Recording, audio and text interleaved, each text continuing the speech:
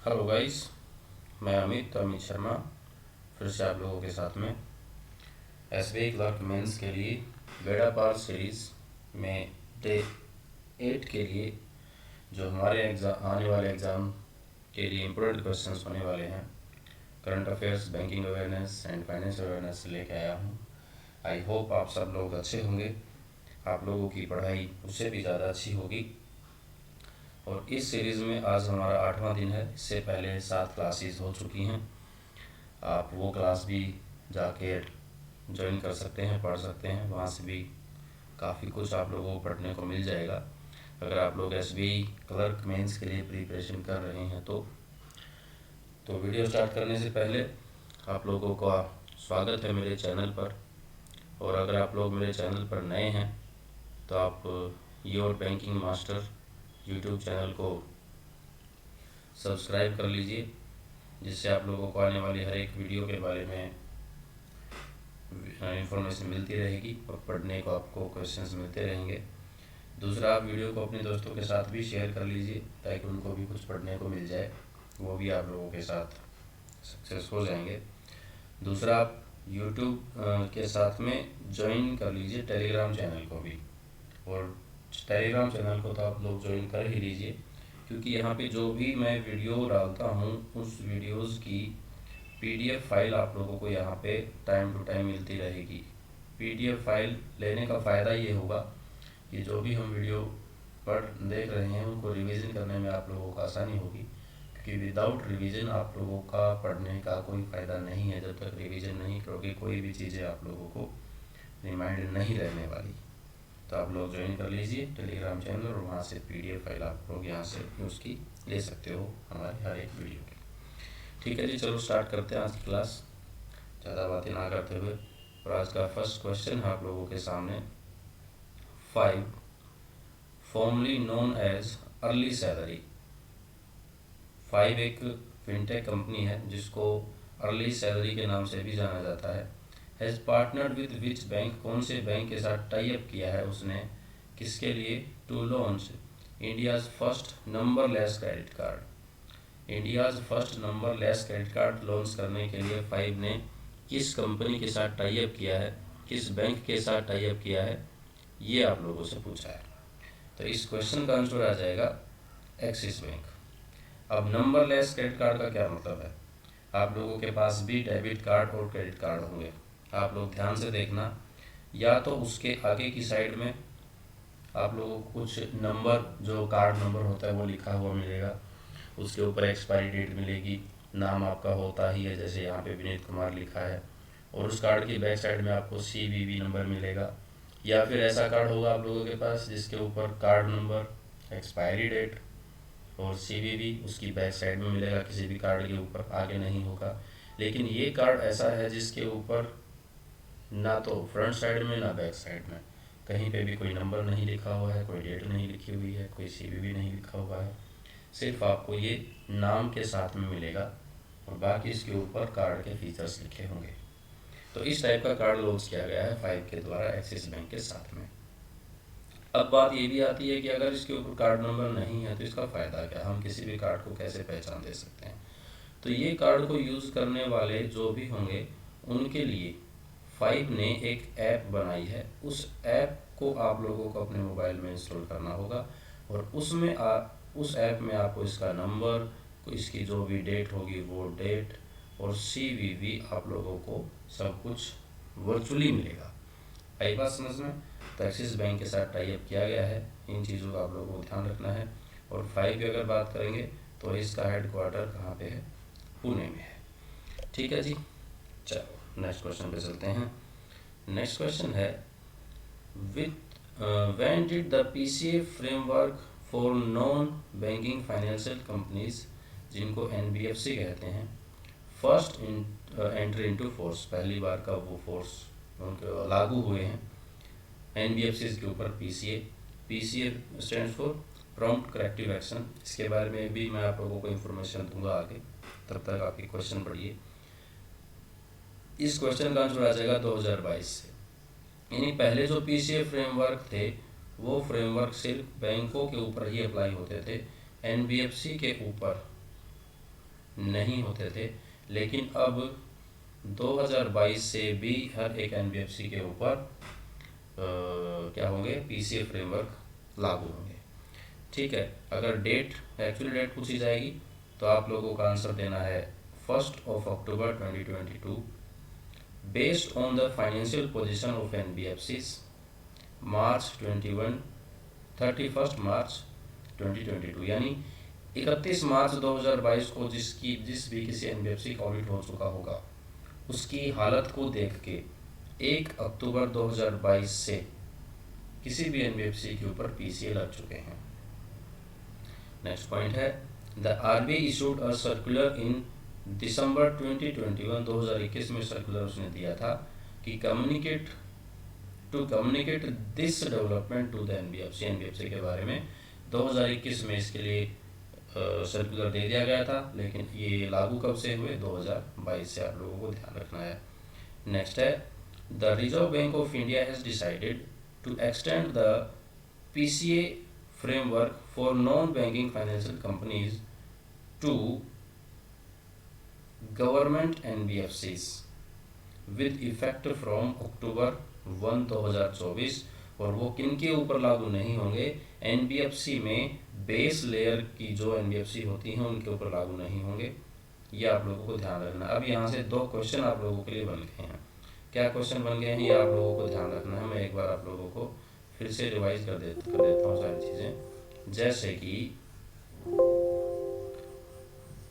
Just ना, देखो, अगर एनबीएफसी के ऊपर आप लोग बात करेंगे कि तो कब से अप्लाई हुआ है, तो आप लोग आंसर देंगे 1 अक्टूबर 2022 से, जिसके ऊपर गवर्नमेंट की जो एनबीएफसीज हैं उनके ऊपर ये चीज़ें लागू नहीं होती थी। लेकिन 1 अक्टूबर 2024 से गवर्नमेंट की जो एनबीएफसीज हैं उनके ऊपर भी लागू हो जाएंगी। गवर्नमेंट के एनबीएफसी फॉर एग्जांपल आरईसी, तो इनके ऊपर भी अब एनबीएफसी की जो टर्म्स होंगी वो लागू होंगी, लेकिन उसमें कौन सी एनबीएफसी इंक्लूड नहीं होंगी, बेस लेयर की एनबीएफसीज इंक्लूडेड नहीं होंगी, वो एक्सक्लूडिंग होगी। ठीक है, सबसे पहले एनबीएफसी के बारे में कब कहा गया था कि पीसीए अप्लाई होगा, दिसंबर 2021 में होगा। ठीक है, चलो नेक्स्ट चलते हैं। नेक्स्ट मैं आप लोगों को बताता हूँ कि what is PCFA. PCFA stands for prompt corrective action. ये एब्रीविएशन भी आप लोगों को ध्यान रखनी है, प्रॉम्प्ट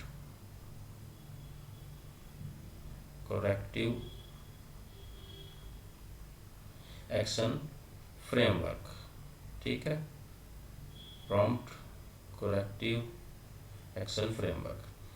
चलो पढ़ लेते हैं। PCA is a framework under which banks and weak financial metrics are put under watch by the RBI।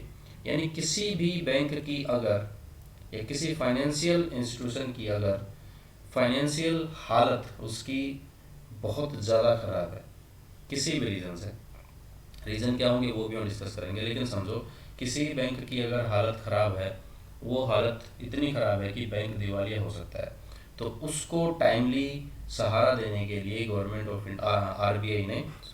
RBI ने पीसीए फ्रेमवर्क इशू किए हैं, जिसमें वो उस बैंक की हेल्प करेगा कई अलग अलग तरीके से। या तो वो उनको फंड देगा या फिर दूसरा कुछ हो सकता है, जैसे प्रीवियसली आप लोगों ने देखा होगा कई सारे बैंकों को आपस में मर्ज कर दिया गया था। उन बैंकों को मर्ज करने का सबसे बड़ा जो रीज़न था वो पीसीए था, क्योंकि पीसीए के अंदर ये भी सर्कुलर दिया गया है कि अगर किसी बैंक की हालत ख़राब है तो उसे बचाने के लिए, दिवालिया होने से बचाने के लिए किसी दूसरे बैंक के साथ मर्ज कर दिया जाएगा, या फिर उस बैंक के ऊपर कुछ रेस्ट्रिक्शंस लगा दी जाएंगी। फॉर एग्जांपल, वो डिपॉजिट नहीं ले सकता, या फिर वो लोन नहीं दे सकता, या फिर वो दोनों ही काम नहीं कर सकता, या फिर उसके जो एग्जीक्यूटिव हैं, डायरेक्टर वगैरह हैं, जो प्रेसिडेंट हैं, उन सबको सैलरी नहीं मिलेगी। इस टाइप के कई सारे रेस्ट्रिक्शंस थे जो लगाए दिए जा सकते थे पीसीए फ्रेमवर्क के द्वारा। तो आरबीआई वॉच आउट करेगा उन सब चीज़ों को अगर किसी बैंक की हालत ख़राब है तो। ठीक है, the RBI introduce the PCA framework in 2002 में ये इंट्रोड्यूस किए गए थे as a structured early prevention mechanism for bank that become under capitalized due to poor asset quality, अगर किसी बैंक की एसेट क्वालिटी पुअर है उसकी वजह से ही तो ये सारी प्रॉब्लम क्रिएट होने वाली हैं, तो उसके ऊपर ये सारे के सारे रूल्स अप्लाई हो जाएंगे। नेक्स्ट है द फ्रेमवर्क वॉज रिव्यूड इन 2017 में, यानी यहाँ से 2 पॉइंट बन जाते हैं आप लोगों के लिए। फर्स्ट पॉइंट तो ये है कि पीसीए पहली बार इंट्रोड्यूस कब हुए थे, 2002 में। दूसरी फिर से कब से इनको रिव्यू किया गया था, 2017 में। यानी बैंकों के ऊपर ये भी कह सकते हो आपके यहाँ से, बैंकों के ऊपर ये अप्लाई पहली बार कब हुए, 2017 के अंदर। ठीक है, the framework was reviewed in 2017 based on the recommendation of the working group of the financial stability and development council.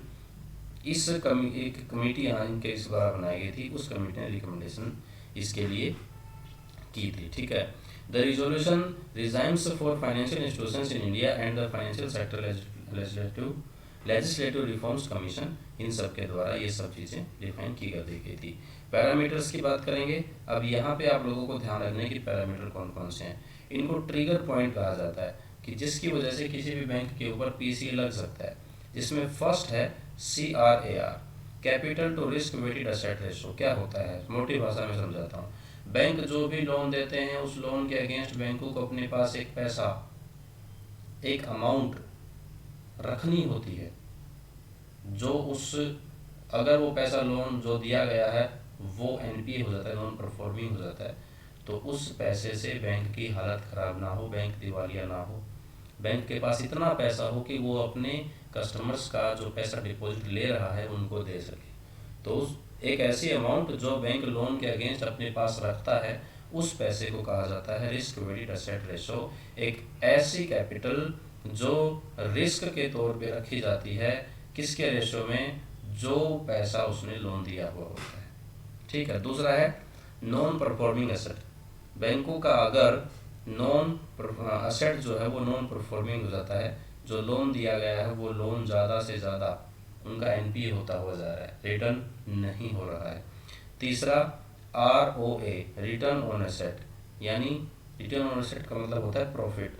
जो बैंकों ने कहीं अपनी इन्वेस्टमेंट कर रखी है किसी भी रूप में, शेयर होल्डिंग है कहीं से ले रखी है, किसी कोई और किसी कंपनी में इन्वेस्ट कर रखा है, क्योंकि बैंक भी तो इन्वेस्ट करते हैं अपना पैसा, अगर वहाँ से भी बैंकों का जो प्रॉफिट है वो प्रॉफिट लगातार 3 साल तक, कितने साल तक, लगातार 3 साल तक अगर किस में जा रहा है, माइनस में जा रहा है, तो उस कंडीशन में भी PCA लग सकते हैं किसी भी बैंक के ऊपर। तो ये 3 पैरामीटर्स हैं, इन 3 पैरामीटर्स के नाम आप लोगों को ध्यान रखने हैं। फिर से मैं आप लोगों को रिवाइज करवा देता हूँ। पहली बार PCA कब हुए थे, ये हुए थे 2002 में। दूसरी बार इनको कब से लागू किया गया, 2017 के अंदर। कितने टाइप के ट्रिगर हैं, 3 टाइप के हैं, CRAR, NPA और ROA, 3 टाइप के ट्रिगर हैं जो आप लोगों को ध्यान रखने हैं। ठीक है जी, चलो नेक्स्ट चलते हैं। नेक्स्ट क्वेश्चन है मुकुंदरा हिल्स टाइगर रिजर्व कहाँ पे है, स्टैटिक, करंट स्टैटिक का क्वेश्चन रहेगा, आप लोगों को ध्यान रखना है, राजस्थान में। करंट आजकल स्टैटिक टाइप के क्वेश्चन वैसे एग्जाम बहुत कम पूछे जाते हैं, लेकिन अगर पूछे भी जाते हैं तो वो करंट रिलेटेड ही होते हैं, यानी वो किसी ना किसी रीजन से न्यूज़ में होते हैं, इस करके पूछे जाते हैं। नेक्स्ट क्वेश्चन है which payment network has become first in the industry to enable merchants with alternative ID based guest checkout solution across the network. मतलब वैसे पेटीएम के आप लोगों के बारे में पेटीएम के बारे में आप लोगों को पता होगा, पेटीएम के ऊपर रेस्ट्रिक्शंस लग सकी हैं। 29 फरवरी के बाद पेटीएम कोई भी डिपॉजिट नहीं ले पाएगा, लेकिन ये क्वेश्चन पुराना है, लेकिन एग्ज़ाम के लिए तो बनता है हमारा, क्योंकि दिसंबर का ही क्वेश्चन है। तो ये क्वेश्चन में कहना चाहता है, जैसे मैं आप लोगों को समझा देता हूँ। पहले हम किसी भी ई-कॉमर्स वेबसाइट, फॉर एग्जाम्पल आप लोग फ्लिपकार्ट पे जा रहे हो, फ्लिपकार्ट पे जाके आप कोई भी परचेज़ करते हो किसी भी टाइप का, उस परचेज़ के लिए आप लोगों को जब पेमेंट करने के लिए जाते हो तो अपनी कार्ड डिटेल्स डालनी होती हैं, डालते हो, और वो डिटेल्स हमेशा के लिए यानी अगर इन फ्यूचर भी आप लोग कोई वहाँ से परचेज़ करना चाहते हो तो आपको बार बार उस कार्ड की डिटेल देने की नीड नहीं होती है। तो अब पेटीएम ने क्या कर दिया, पेटीएम ने किया है कि अगर कोई भी इंडिविजुअल ये चाहता है कि वो जो भी परचेज करे उस दौरान अगर किसी भी नेटवर्क को वो अपनी डिटेल दे रहा है तो वो डिटेल उसके पास सिर्फ वन टाइम के लिए रहें या फिर वो उनको डिटेल देगी नहीं। तो उस रिस्क को अवॉइड करने के लिए, ख़त्म करने के लिए पेटीएम ने एक सिस्टम लॉन्च कर दिया गया नया, जिसका नाम है alternate ID based guest checkout. यानी अगर मैं पेमेंट करने जा रहा हूँ तो मुझे वहाँ पेमेंट करने के लिए मैं रियल पर्सन, मतलब जो मेरी एक्चुअल डिटेल्स हैं उन डिटेल्स के साथ मैं ना वहाँ पे लॉगिन करते हुए एक गेस्ट के तौर पे लॉगिन करूँगा। लॉगिन करने के बाद मेरी डिटेल्स वहाँ पे दूंगा, पेमेंट होगी, पेमेंट देने के बाद ही मेरी जो भी डिटेल्स मैंने उस प्लेटफॉर्म को दी थी वो डिटेल्स वहाँ से गायब हो जाएंगी। ठीक है जी। तो ये सर्विस लॉन्च करने वाला पहला जो कोई भी एंटिटी है, पेमेंट नेटवर्क है, उसका नाम है पेटीएम। ठीक है जी। चलो नेक्स्ट चलते हैं। Centre has cleared the Ken Betwa river linking project. Ken Betwa दो अलग अलग रिवर हैं, इन दोनों को जोड़ने का एक प्रोजेक्ट है, इसलिए इसको केन बेतवा रिवर कहा जाता है, जो कि इरिगेशन प्रोजेक्ट के लिए है। किस सेक्शन में, किस रीजन में, यूपी के, तो आंसर आ जाएगा बुंदेलखंड रीजन में इरिगेशन प्रोजेक्ट के लिए इन दोनों को, इरिगेशन पर्पज़ के लिए इन दोनों नदियों को जोड़ के जो पानी इकट्ठा किया जाएगा वो यूज़ करना था। चलो क्वेश्चन पढ़ लेते हैं। Centre has cleared the Ken Betwa river linking project which will provide water to the impoverished Bundelkhand region. The Betwa river is a tributary of which river. तो किस रिवर की ट्रिब्यूटरी है, नदी की ट्रिब्यूटरी है, शाखा है कौन, बेतवा रिवर, ही आप लोगों से पूछा है, तो आंसर आ जाएगा यमुना। इसके बारे में कुछ बातें पढ़ लेते हैं जो कि काफ़ी इंपॉर्टेंट है, ध्यान रखना है। फर्स्ट पॉइंट देखो, the Betwa river is a tributary of Yamuna, हमने पढ़ लिया, एंड फ्लोज थ्रू। क्वेश्चन यहाँ से ये पूछा जा सकता है कि कौन कौन से स्टेट से होकर बहती है बेतवा रिवर, तो आंसर आ जाएगा मध्य प्रदेश और उत्तर प्रदेश के साथ में। नेक्स्ट पॉइंट है, it originates from the Vindhya range in Madhya Pradesh. कहाँ से निकलती है, विंध्या रेंज, विंध्याचल जो पहाड़ियाँ हैं वहाँ से निकलती है, ध्यान रखना है। एंड मर्ज विद यमुना इन उत्तर प्रदेश, कहाँ पे मर्ज हो जाती है, उत्तर प्रदेश में मर्ज हो जाती है, किस नदी के साथ में, यमुना के साथ में, इसलिए यमुना की ये ट्रिब्यूटरी है।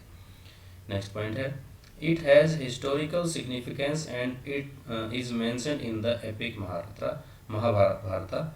ये महाभारत में भी इसके बारे में जिक्र हुआ है इस नदी के बारे में, इसलिए इसका हिस्टोरिकल सिग्निफिकेंस भी होता है, महत्वपूर्ण है ये उसके नाम से भी। ठीक है। नेक्स्ट है, केन रिवर जो है flow through the Bundelkhand region in of central India, spanning the state of Maharashtra and Uttar Pradesh. It is tributary of Yamuna, ये भी यमुना बैंक की ट्रिब्यूटरी है। मध्य प्रदेश और उत्तर प्रदेश दोनों स्टेट्स में से ये नदी बहती है। तो ये सारे के सारे पॉइंट आप लोगों को ध्यान रखने हैं, इम्पोर्टेंट रहेंगे। चलो नेक्स्ट चलते हैं। नेक्स्ट क्वेश्चन आप लोगों के सामने, according to respire living sciences, ये एक एंटिटी है, respire living sciences, the cleanest city in India is Aizawl. एक क्वेश्चन यहाँ से ये हो गया है, इस एंटिटी के अकॉर्डिंग इंडिया की क्लीनेस्ट सिटी कौन सी है, Aizawl. The most polluted city in India still Delhi, दूसरी दिल्ली, जो कि दूसरा क्वेश्चन हो जाता है। अब पोल्यूटेड सिटी कौन सी है, दिल्ली ही है, आप लोगों को 100% पता होगा। तो यहाँ से एक क्वेश्चन ये भी बन सकता है, आजकल एग्जाम में पूछे जाते हैं, फर्स्ट नहीं पूछता, लास्ट नहीं पूछता, इससे तो बीच में से उठा के पूछ लेता है, दूसरा पूछ लेता है। तो which is second most important city in the country, answer आ जाएगा पटना। ठीक है जी, ध्यान रखना है। नेक्स्ट क्वेश्चन है, how many asset management companies, asset management company क्या होती हैं, पहले ये देख लो आप लोग। असेट मैनेजमेंट कंपनी AMC जिनको बोलते हैं, is a firm that invest pooled funds from client putting the capital to work through different investment, यानी क्लाइंट्स का आया हुआ पैसा, सिंपल भाषा में समझो, ये एक ऐसी कंपनी होती है जो क्लाइंट के आए हुए पैसे को अलग अलग टाइप से इन्वेस्ट करती है अर्निंग करने के लिए। कैसे कैसे इन्वेस्ट करती है, जैसे कि वो क्या करती है, स्टॉक्स में इन्वेस्ट कर देती है, बॉन्ड्स में इन्वेस्ट कर देती है, रियल एस्टेट में इन्वेस्ट कर सकती है। तो एक ऐसी कंपनी जो अपने कस्टमर का, क्लाइंट्स का आया हुआ पैसा अर्निंग के लिए अलग अलग जगह इन्वेस्ट करती है, इस टाइप की कंपनीज को क्या कहते हैं, एएमसी कहते हैं। तो एज पर से भी इंडिया में आज टोटल कितनी एएमसी हैं, तो इसका आंसर आ जाएगा 44। मोस्ट इंपोर्टेंट क्वेश्चन रहेगा, 44 एएमसी इंडिया के अंदर आज एज प्रेजेंट काम कर रही हैं। ठीक है जी, चलो नेक्स्ट क्वेश्चन है, द एनुअल ह्यूमैनिटेरियन, अरे क्या हो गया, ऊपर कहाँ जा रहा है, the annual humanitarian assistant and disaster relief exercise जिसका नाम है चक्रवात, तो ये एक्सरसाइज कहाँ पे हुई है, आंसर आ जाएगा गोवा के अंदर।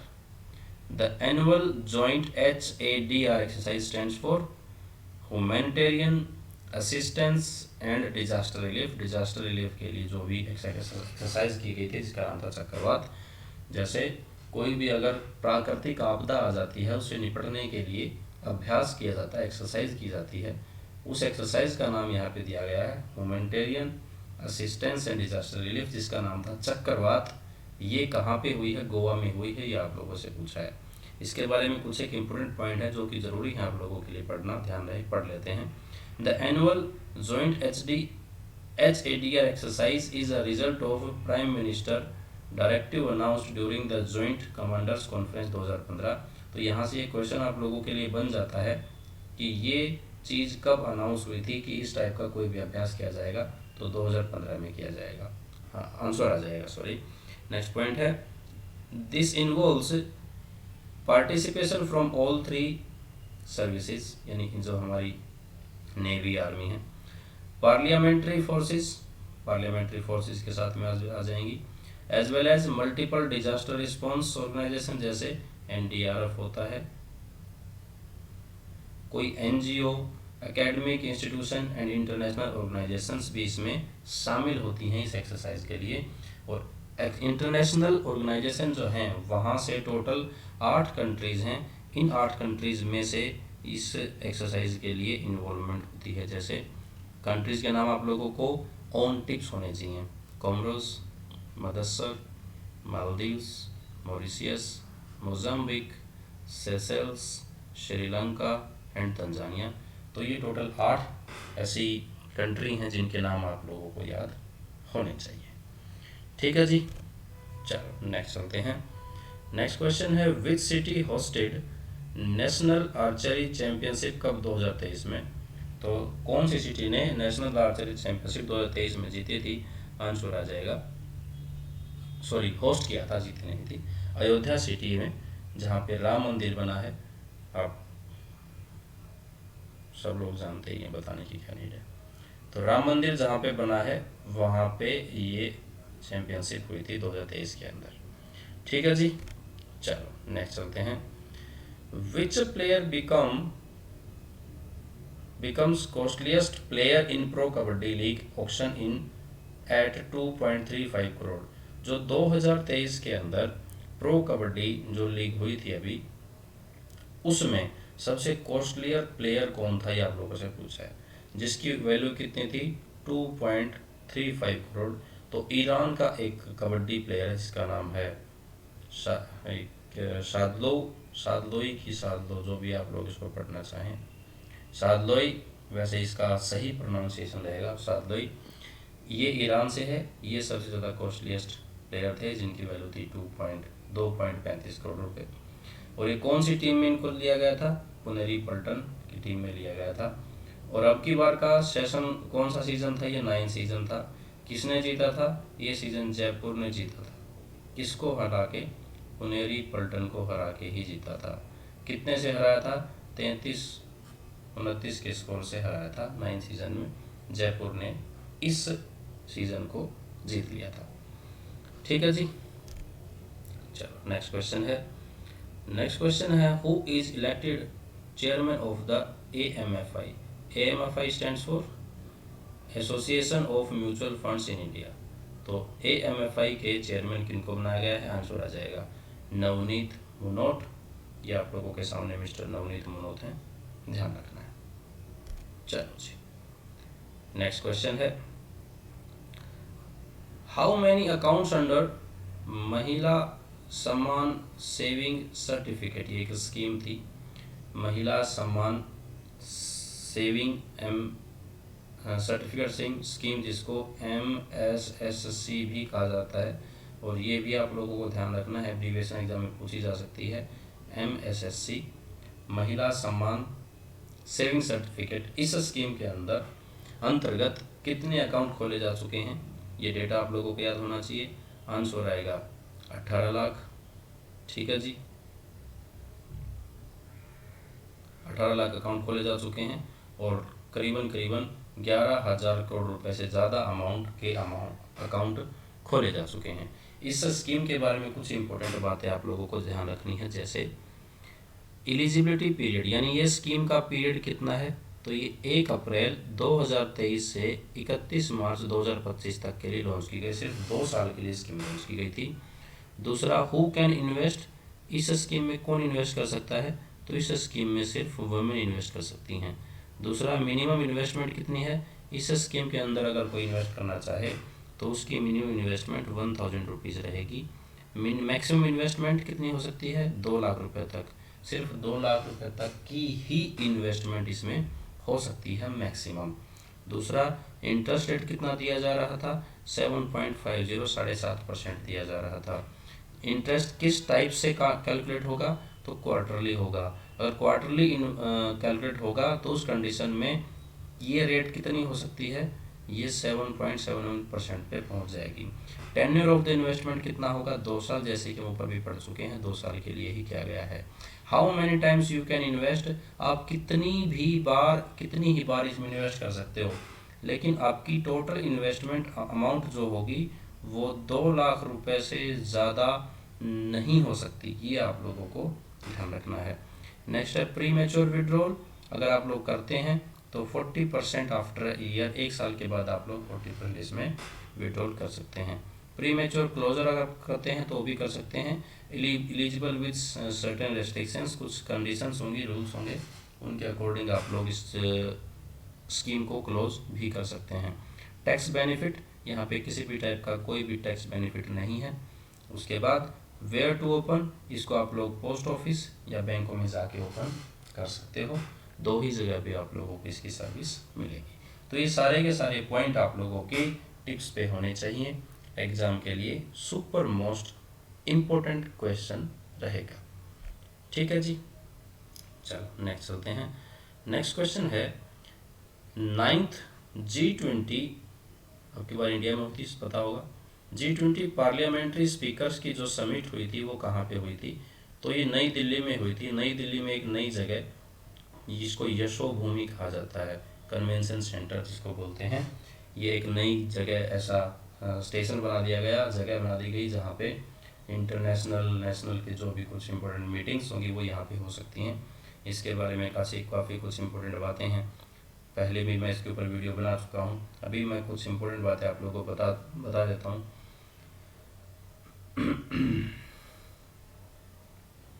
हाँ जी, अब नेक्स्ट पॉइंट देखिए यहाँ से, तो अब की बार की जो समिट हुई थी वो न्यू दिल्ली में हुई थी, अगली बार नेक्स्ट ईयर कहाँ पे होगी, ब्राज़ील में होगी।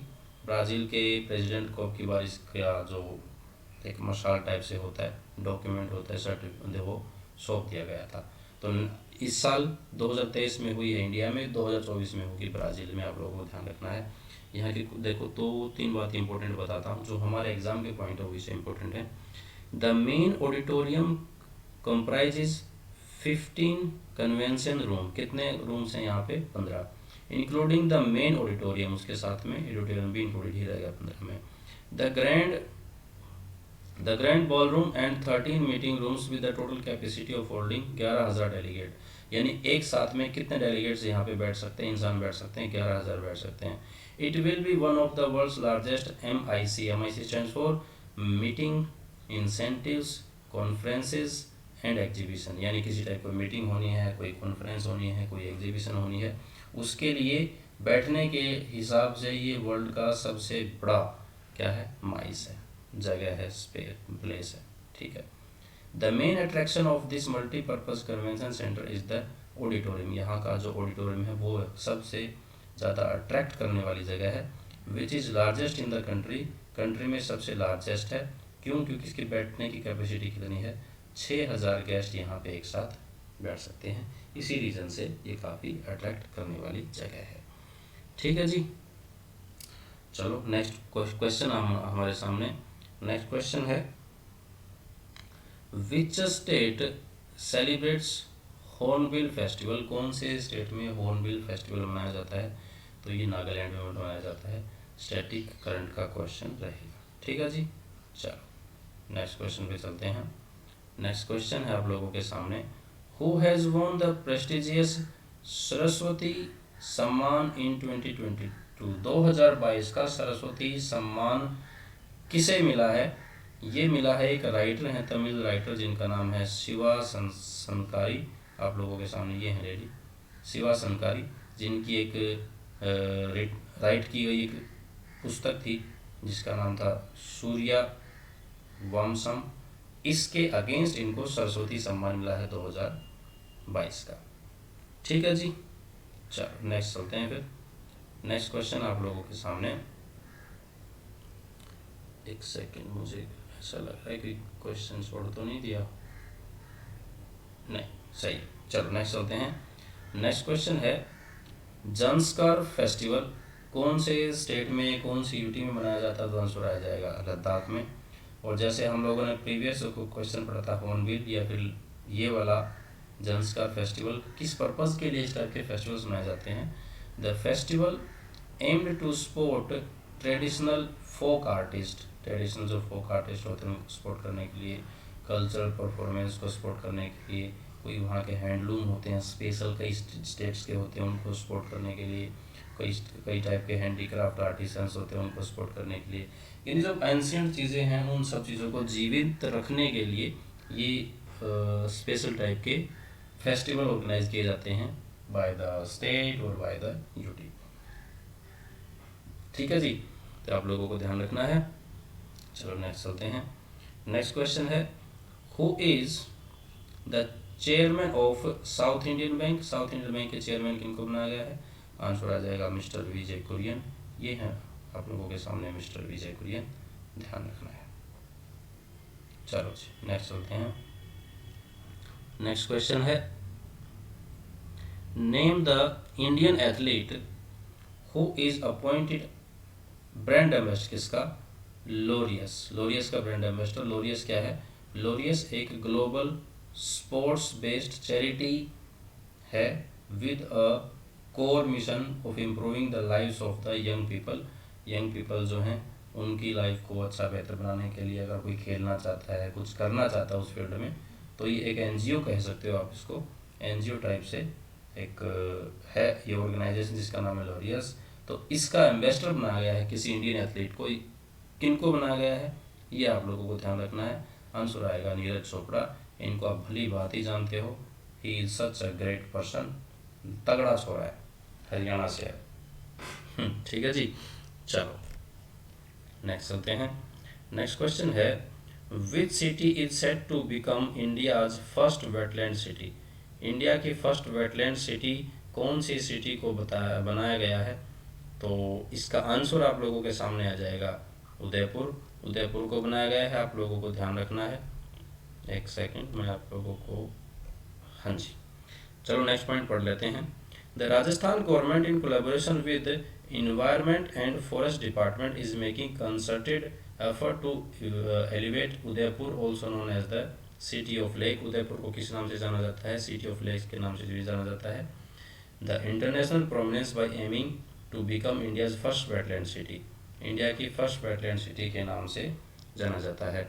अब मैं आप लोगों को मोटी भाषा में समझा दूं पहले कि वेटलैंड सिटी किसे कहते हैं, या फिर उसके साथ में यहाँ पे एक वर्ड और भी मिलेगा, ये रहा देखो, ये वाला रामसर कन्वेंशन। रामसर कन्वेंशन या वेटलैंड सिटी एक ऐसी जगह होती है जो कि प्राकृतिक रूप से इंटरनेशनल अंतर्राष्ट्रीय सतह पर काफ़ी इम्पोर्टेंस जिस जगह की हो, ऐसी जगह को वेटलैंड सिटी या फिर रामसर कन्वेंशन के रूप में उनको एक मान्यता दे दी जाती है।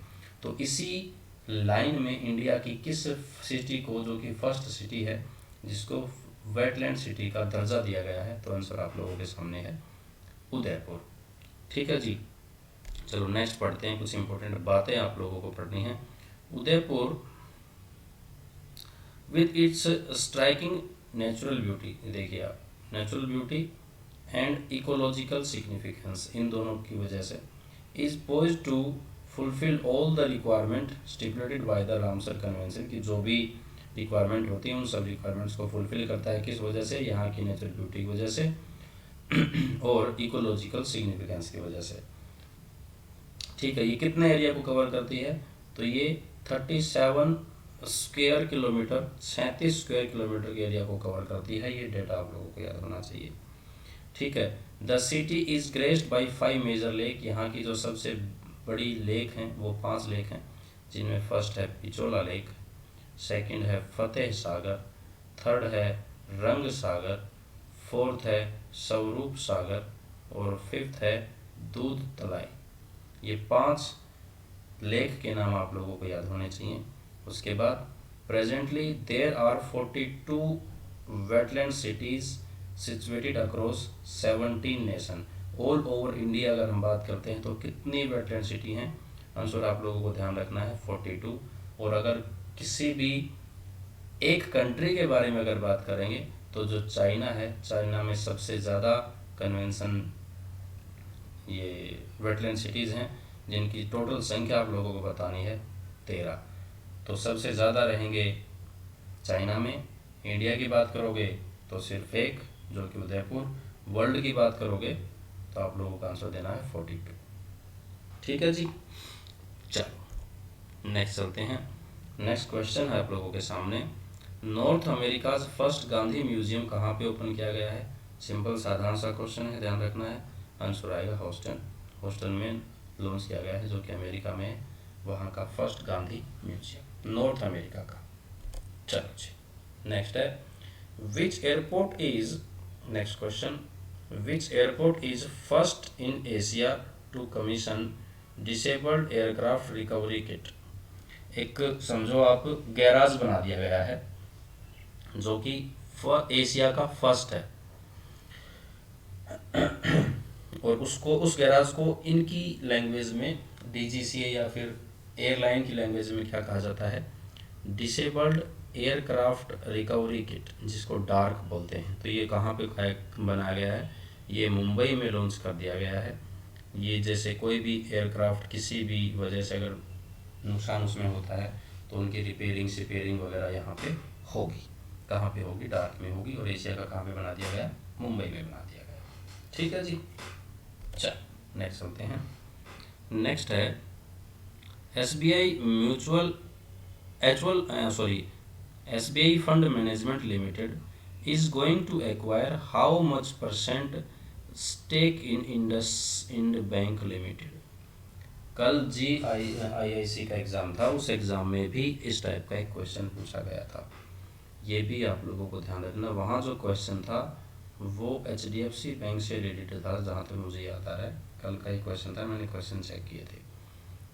HDFC का था शायद, मैं कंफर्म नहीं कह पा रहा हूँ क्योंकि कल की बात थी तो माइंड से स्लिप हो गया है। लेकिन वहाँ पे इसी टाइप का एक क्वेश्चन पूछा गया था। उसी के बिहाफ पे ये क्वेश्चन आपके SBI क्लर्क एग्जाम के लिए इम्पोर्टेंट हो जाता है। तो SBI फंड्स मैनेजमेंट लिमिटेड ने इंडसइंड बैंक लिमिटेड में कितने % का स्टेक एक्वायर किया है? आंसर आएगा 9.99%। ठीक है जी, चलो नेक्स्ट क्वेश्चन है 2028 Olympic will be held at, कहाँ पे होंगे? तो लॉस एंजलिस में होंगे।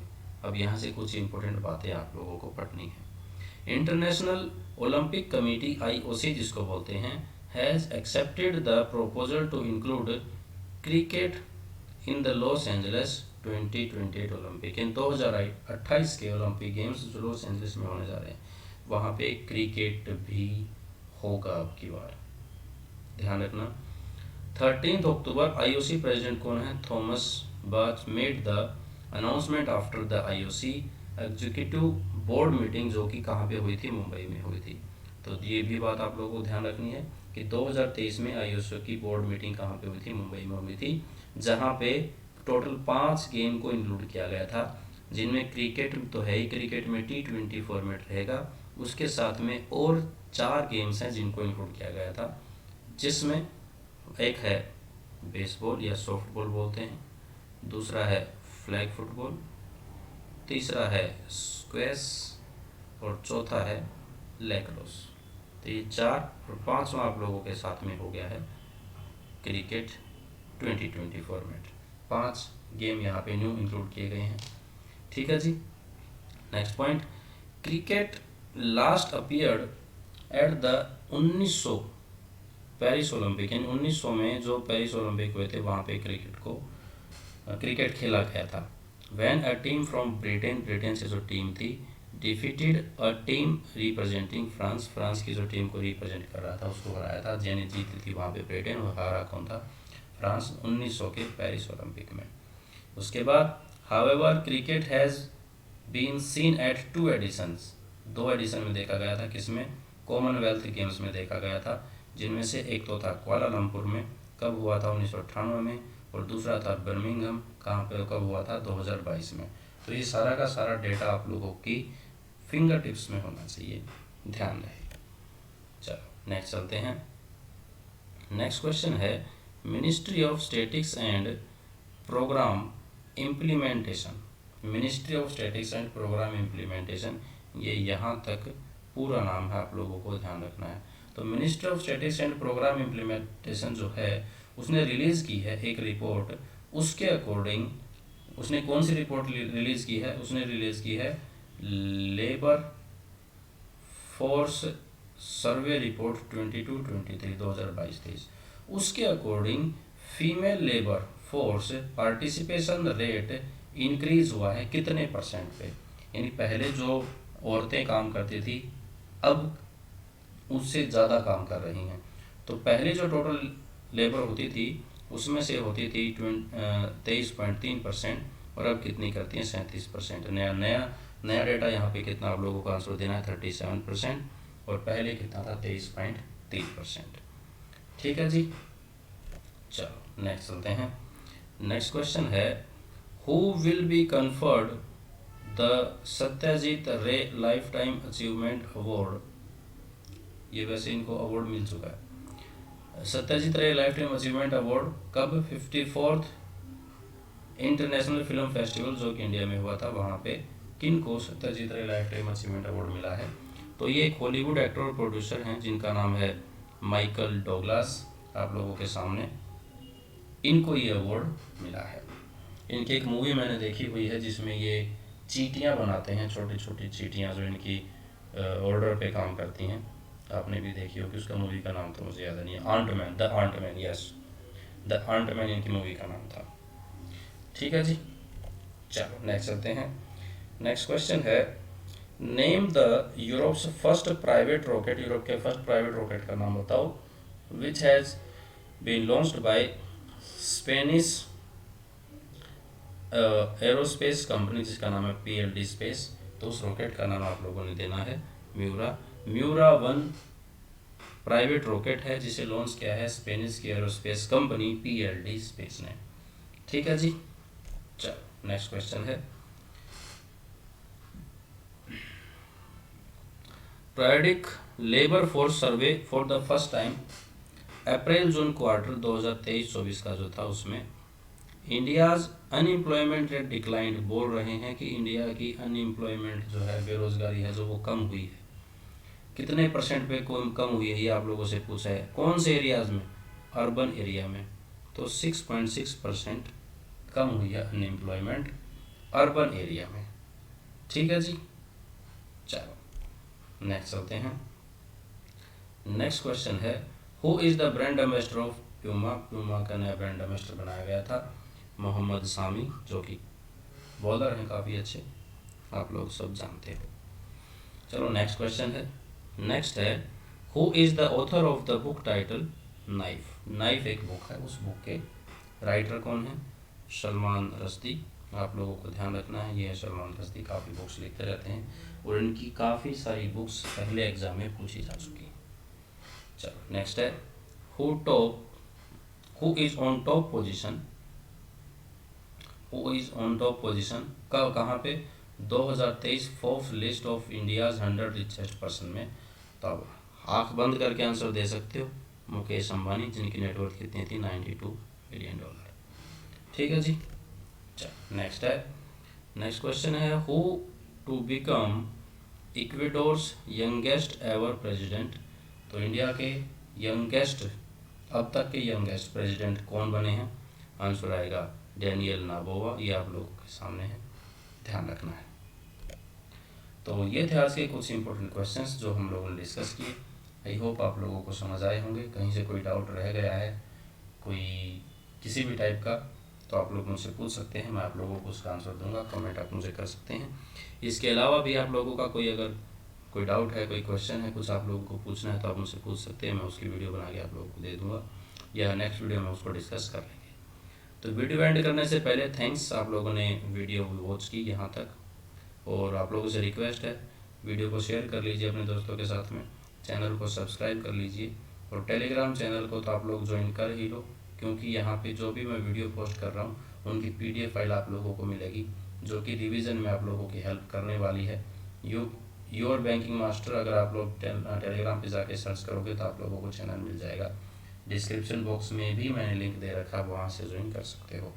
ठीक है जी। तो आज के लिए मेरी साइड से इतना ही रहेगा, मिलेंगे हम नेक्स्ट वीडियो में, तब तक के लिए तो वेट, आज के लिए मेरी साइड से इतना ही रहेगा।